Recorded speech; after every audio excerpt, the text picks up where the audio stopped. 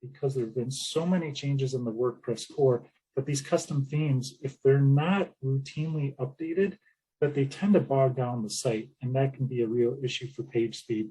We've come across this a lot very recently in the last 6 months, where we've had to basically rebuild a theme in a different way to make the website work much quicker.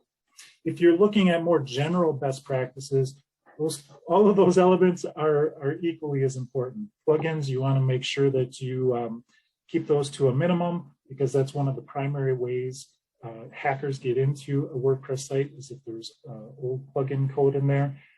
We just found out last week, HubSpot's plugin had a major flaw in it where there was a security issue.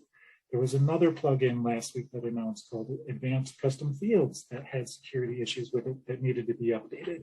So making sure that you're constantly running updates to your plugins is extremely important. And then again, the theme, for all the reasons that I just explained, making sure that your theme is up to date is becoming extremely important for all of the changes that WordPress is making with its own content editor called Gutenberg.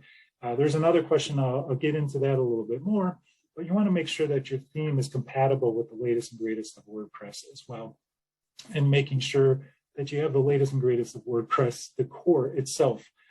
There have been numerous updates recently, and since August, I want to say there have been 3 or 4 actual security-related updates made to the WordPress core that are extremely important. So if you're not in the consistent process of making updates to your plugins, your themes, and WordPress, you should really get into doing that, because they not only help with making sure that your site's secure, but they also assist in making sure that your website is speedy and responsive for your users.